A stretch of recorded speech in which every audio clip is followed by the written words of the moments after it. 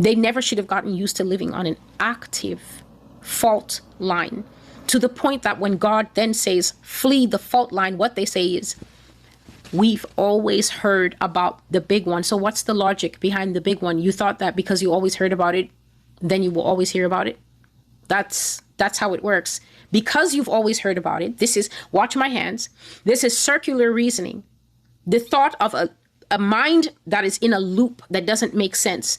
Because we've always heard about it, we can't believe it when we heard about it, because we've always heard about it. That's why we can't believe it when we hear about it. Because if we hadn't always heard about it, we might believe when we heard about it. But because we've always heard about it, that's why we don't believe, because we've always heard about it. This is literally what is in people's minds.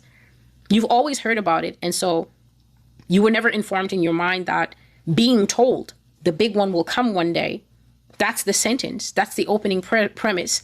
There is going to be a big one. Opening statement. The big one will come on one day. Second step. Everyone who studies big ones agrees that it's coming one day. And then the final step, which would save lives, is the big one is here. It's actually coming. No. We have to remove that Jenga block. Get out of the way. You're blocking the sun. You're casting a shadow over California dreaming. We know that the big one will come because we've always heard about it. And we know that the big one will come one day. And we know that the ones who study say scientifically it will come one day. But now you don't get to come and place the capstone for some Jesus that you claim sent you to say the big one is now here. No, you don't get to do that. This argument only has 3 steps. A big one, it'll come one day. And the scientists say that the big one will come one day. Nobody else is allowed to say that the big one is here. We didn't sign up for that. This is why people say that they will not move, because they've always heard about it. And then God is like, true.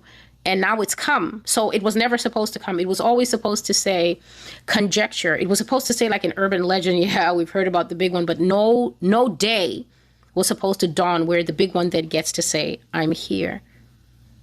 This is the deadliness of pride. This is the deadliness of pride. That if you go back to Pompeii and ask them with 15 minutes, would 15 minutes be okay for you to change your mind about living next to a volcano? Their volcano wasn't even active. It woke up to kill them because God was sick of their sexual immorality. It woke up one day of nothing. San Francisco is active and the people are having mocha lattes around it. Same with the sea. He says they're so familiar with the sea that when the sea acts up, they act shocked. But then he says they continue to take for granted something that God, the owner of the sea, who knows what it can do. God knows what is in there, top level, middle, and at the very bottom.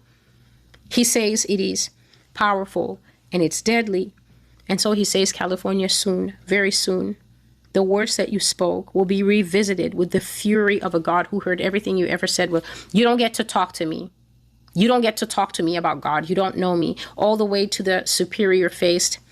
We're going to be fine just where we are. The Lord will care for us. The Lord protects his own. And God says, California, you will feel it, because the time for the water to come to you is not long. That this earth of the United States is going to crack because of a big boom underneath the sea.